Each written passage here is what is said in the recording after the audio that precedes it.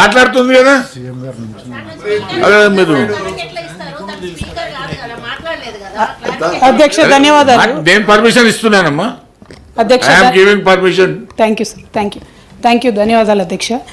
గౌరవ ముఖ్యమంత్రి వర్యులు పదే పదే చెప్పిందే చెప్తూ మేడిగడ్డలో కానీ అన్నారంలో కానీ చాలా ఘోరాలు జరిగిపోయినాయని చెప్తా ఉన్నారు అధ్యక్ష. వారి చేతిలో ప్రభుత్వం ఉన్నది. టెక్నికల్గా నిపుణులు చేయాల్సినటువంటి పని ఎమ్మెల్సీలను తీసుకుపోవడం, ఎమ్మెల్యేలను తీసుకుపోవడం అదే టూరిస్ట్ స్పాట్ కాదు కదా సార్. మేము చేసినటువంటి ప్రగతిని చూపించడానికి ఖచ్చితంగా తీసుకెళ్ళాం.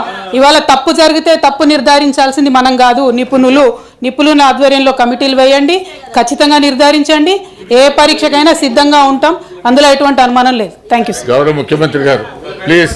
ముఖ్యమంత్రి గారు చెప్తున్నారు కదా సార్. నేను అనేది ఏంటంటే ఇక్కడున్న సభ్యులకు కొన్ని అపోహలు ఉన్నాయి, కొన్ని అనుమానాలు ఉన్నాయి.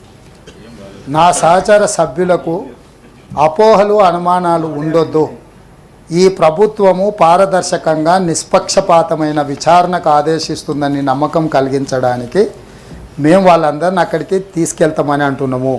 మిగతా సభ్యులకు అవకాశాన్ని కల్పిస్తే ఆ సభ్యురాలు గారికి ఏం అభ్యంతరమో నాకైతే తెలియదు. ఒకవేళ వాళ్ళ పార్టీ విధానమే ఇదైతే వాళ్ళ పార్టీ అధ్యక్షుడు ప్రకటిస్తే ఆ పార్టీ సభ్యులు రాకపోయినా సరే మిగతా పార్టీ సభ్యులందరినీ కూడా నేను తీసుకొని వెళ్తాను.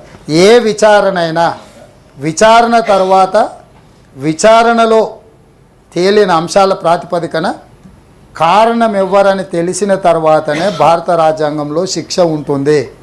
నచ్చితే నజరానా, నచ్చకపోతే జుర్మానా విధానం ఈ ప్రభుత్వంలో ఉండదు. గతంలో ఏమన్నా అట్లాంటివి ఉన్నా ఇప్పుడు అట్లాంటివి జరగవు.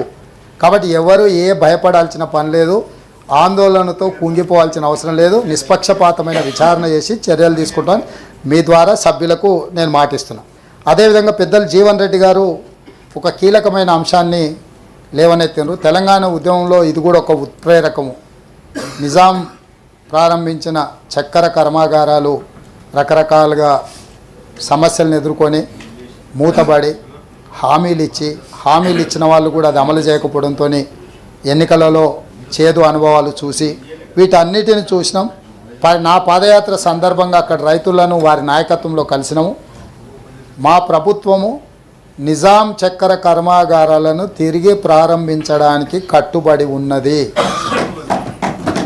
ఈ విషయంలో ఎలాంటి సమస్యలు అడ్డంకులు రాకుండా ఉండడానికి డెఫినెట్గా ఆఫీసర్స్ కమిటీ అదేవిధంగా మినిస్టర్స్తో కూడుకున్న ఒక కమిటీని వేసి వాళ్ళ నుంచి నివేదిక తెప్పించి ఆ నివేదిక ద్వారా వారు ఇచ్చిన సూచనల మేరకు తప్పకుండా తిరిగి ప్రారంభిస్తాము.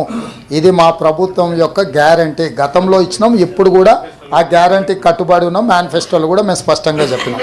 అదేవిధంగా ఎంఐఎం సభ్యులు చాలా విషయాలు ప్రస్తావించారు. నేను తప్పకుండా मैं गुजारिश करता हूँ मेरा साथियों से, एमआईएम पार्टी वहाँ पर भी अकबरुद्दीन ओवैसी जी बहुत सारे मुद्दे उठाए. वहाँ पर फिर क्लैरिफिकेशन में बोलने के लिए मुझे ज़्यादा मौका नहीं मिला.